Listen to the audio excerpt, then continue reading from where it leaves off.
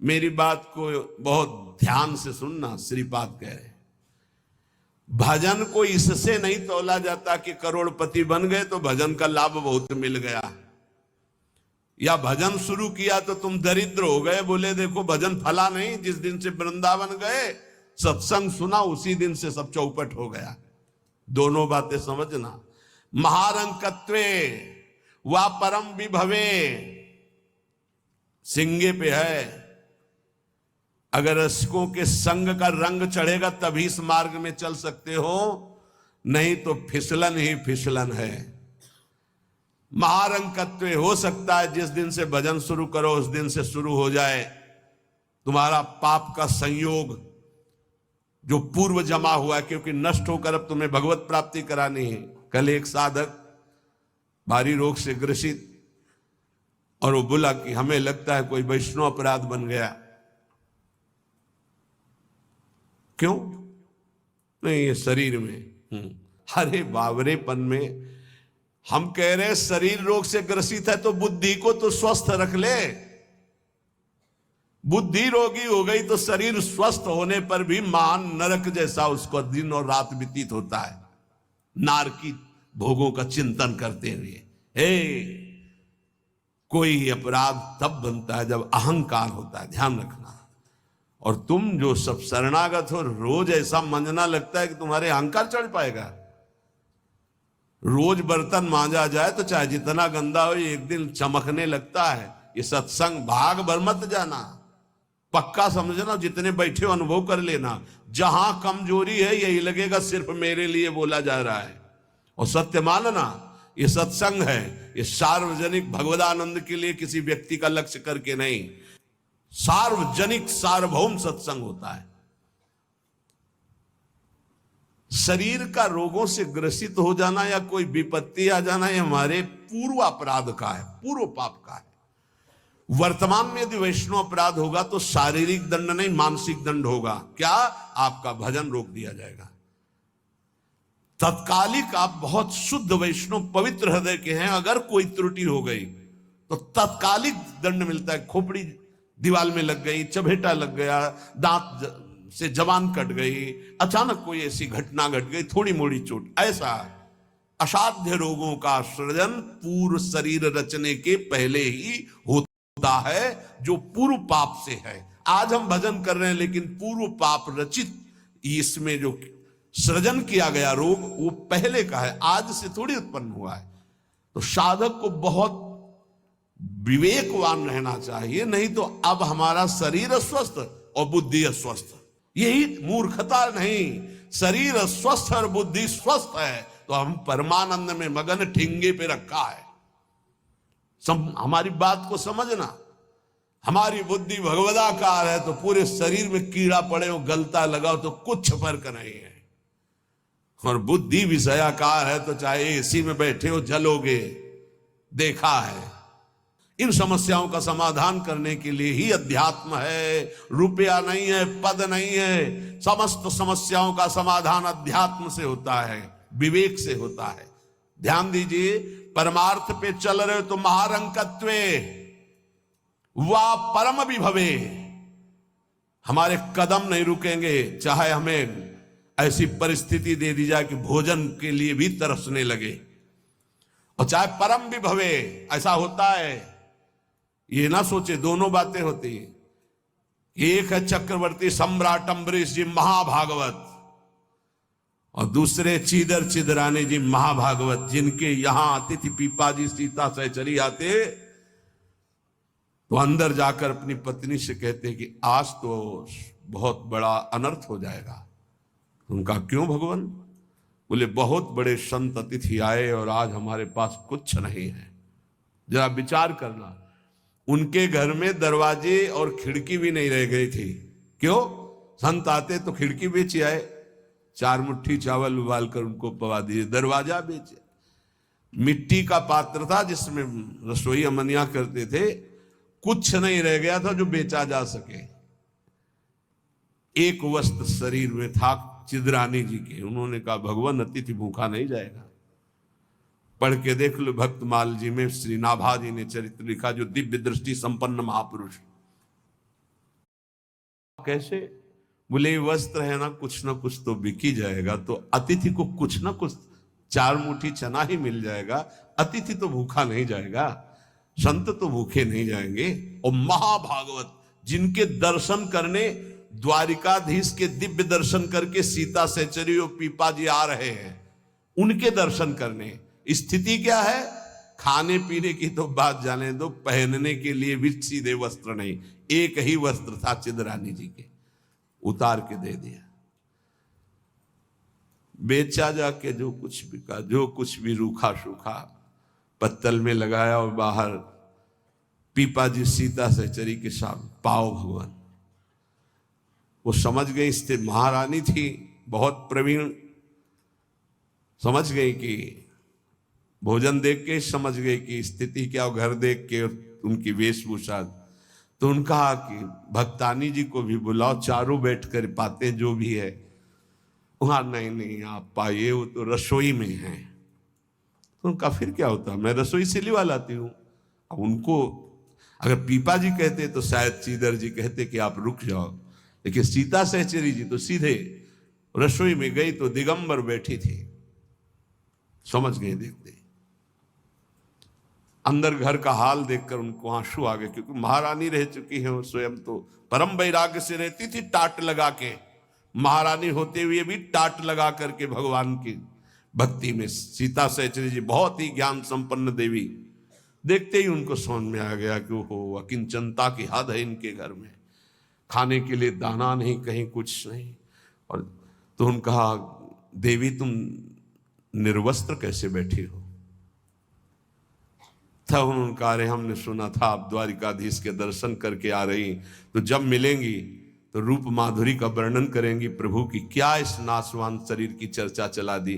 जब पैदा हुआ था तो आभूषण और वस्त्र पहन के थोड़ी हुआ था, दिगंबरे हुआ था, और जब जाएगा तो जला दिया जाएगा। बीच में अगर दिगंबर है तो क्या फर्क पड़ता है? बाहर आई और पीपा जी से कहा, इनकी निष्ठा के आगे हम लोग कुछ नहीं है। उनको था कि राज सुखों का त्याग करके कष्ट पूर्वक भगवान का भजन करते हैं, ये अद्वितीय रहनी है, पर उन्होंने कहा जो चीदर चिदरानी जी की रहनी, उसके सामने हम कुछ नहीं है। पूरी स्थिति बताई तो पीपा जी कांप गए। ऐसी स्थिति देखो, महारंकत्वे अम्बरीश जी चक्रवर्ती सम्राट परम विभवे, ये भक्तों में दोनों स्थितियां पाई जाती। इन स्थितियों से भक्ति का कोई संबंध नहीं, ये पूर्ण पुण्य का संयोग बनता है तो मान वैभव संपन्न है। एक अकिंचन भाव से रह रहा है, नहीं है उसके पास, तो ये भक्ति से तुलना नहीं की जा सकती। इसकी भक्ति कमजोर है, इसके पास वैभव नहीं, उसकी भक्ति बहुत जोर है क्योंकि उसके पास वैभव नहीं। महारंकत्वे व परम विभवे, भक्ति से इसकी तुलना ना की जाए कि उनकी भक्ति जोर की है, खूब सुख संपन्न है, और उनकी भक्ति रंग नहीं ला रहे। देखो खाने पीने की भी व्यवस्था नहीं, भक्ति का रंग अलग होता है। देखो चीदर चिदरानी जी और देखो अम्बरीश जी, दोनों महाभागवत, एक चक्रवर्ती सम्राट और एक खाने को भी नहीं, दोनों महाभागवत। ऐसे ही आप जब भक्ति के मार्ग में उतरे तो महारंकत्व हो सकता है, ऐसी परिस्थिति आ सकती है, हिम्मत मत हारिए। ये जरूर ध्यान रखिए कि अखिल विश्व ब्रह्मांड की रचना एक पलक झपकते जिस मालिक ने की उसका मैं दास हूं। इसी ठसक में नरसिंह मेहता जी का भात द्वारिकाधीश ने स्वयं भरा, और सब जानते हैं सोने चांदी की वर्षा करवा दी। उनके लिए कोई दुर्लभ बात है क्या? वाह बहुतरे सुखे व दुखे, भक्ति मार्ग में चल रहे हो तो हो सकता है सुख विधान चालू हो जाए, हो सकता है दुख विधान चालू हो जाए। ये बीमारी, ये परेशानी, बहुत इसमें हिम्मती चाहिए और सत्संगी चाहिए, तभी आप निकल पाओगे, नहीं तो फिसल जाओगे पक्का। ये मार्ग परम पद का है, 84 लाख योनियों से मुक्त होना खिलवाड़ नहीं है। इस जेल से भागने के लिए कोई भी दरवाजा नहीं, एकमात्र मनुष्य दे, और मनुष्य दे सत्संग के द्वारा इससे निकल सकते हो, अन्यथा कोई उपाय नहीं। साधन को हरि भजन है, कै सत्संग सहाय। सुखे वा दुखे वा, बहुत हिम्मत। भारी से भारी सुख का विधान मिल सकता है, नाम मत छोड़ना, भजन मत छोड़ना कि हमारी पूर्ति हो गई, जो चाह मिल गया, फिर भी फंस जाओगे। और दुखेवा, अरे जब से भजन शुरू किया बड़ा दुख आना शुरू हो गया। नहीं, ये मार्ग की सुख दुख वृत्तियां, इनमें अपने परमार्थ को मत रोक देना, आगे बढ़ो। एक आगे ऐसा स्थान है जो सुख दुख दोनों से परे महान परमानंद स्वरूप है। ये छोटी छोटी वाटिकाएं हैं, कहीं सुख की कहीं दुख की, भ्रमित मत होना। यशसी बहुले था अपयशसी, हो सकता है तुम्हारा भजन ठीक चल रहा है, यश शुरू हो गया, और या हो सकता है अपयश शुरू हो गया, दोनों बातें, निंदा होने लगी। तो यश होने लगे तो उसमें खुशी नहीं मनानी, और अपयश होने लगे तो दुखी नहीं होना। वैसे अच्छी बात यह है कि अपयश होने लगे तब खुशी होना चाहिए। बड़ी कृपा हरि की, अब कोई प्रणाम करने नहीं आएगा। राधे श्याम जी धर्म मनावे चले जाओ, कोई नहीं देखेगा। जब कबीरदास जी ने देखा कि बहुत यश हो रहा है, तो संतों की युक्तियां होती हैं। काशी की एक वैश्या के पास गए, वैश्या ने देखा कबीरदास जी आए, खड़े हो गए, प्रणाम किया। महाराज पहली प्रार्थना कि आप जल्दी यहां से निकल जाओ। उनका क्यों? अरे बोले इस गली में खड़े होने का मतलब है कि निंदा होना।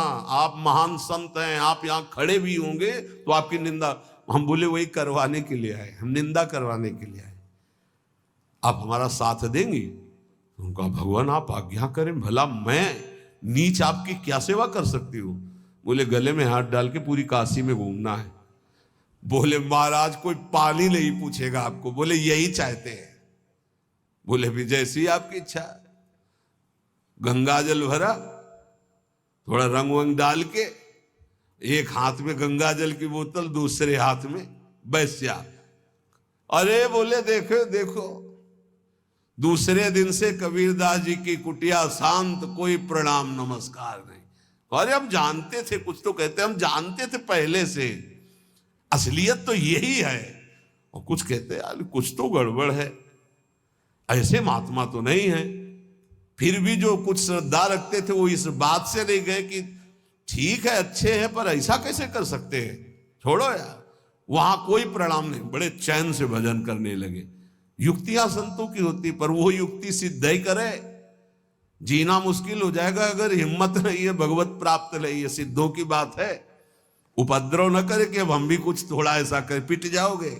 हाँ हाँ, सिद्धों की बात अलग है। फिर राजा को अश्रद्धा हुई तो चमत्कार भी उनके जीवन में था ऐसा कि दिखाया, होश उड़ गए। तो कहा भगवान वो, बोले वो जन साधारण की आंखों में धूल डालने के लिए बहुत एकत्रित हो गए, भजन में बड़ा विघ्न पड़ने लगा। यशस्वी बहुले था अपयशस्वी। देख लो भक्ति का मार्ग, आप खिलवाड़ मत समझो।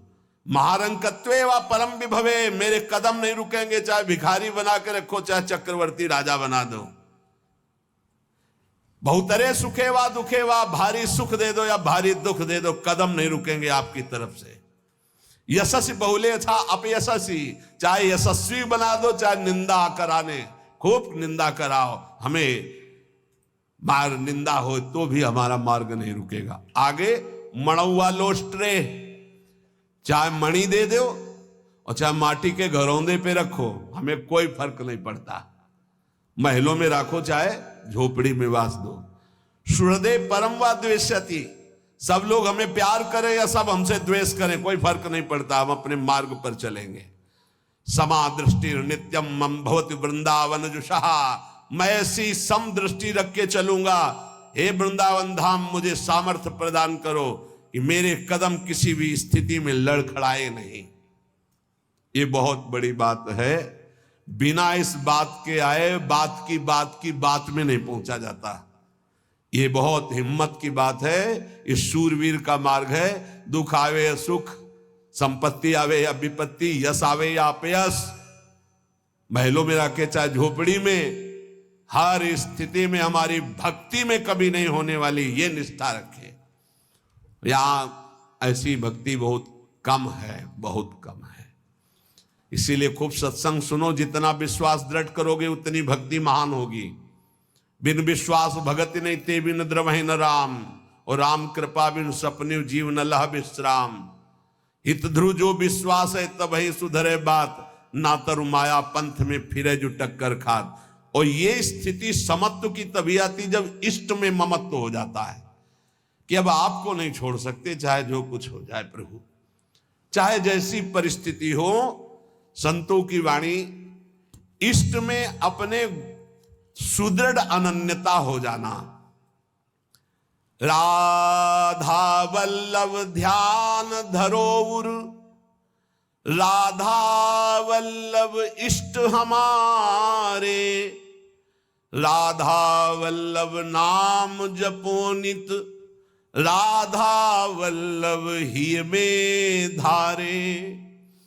राधा वल्लभ जीवन है मम, राधा वल्लभ प्राण ते प्यारे, राधा वल्लभ नैन बसे, सरस माधुरी होत नहीं छिन न्यारे।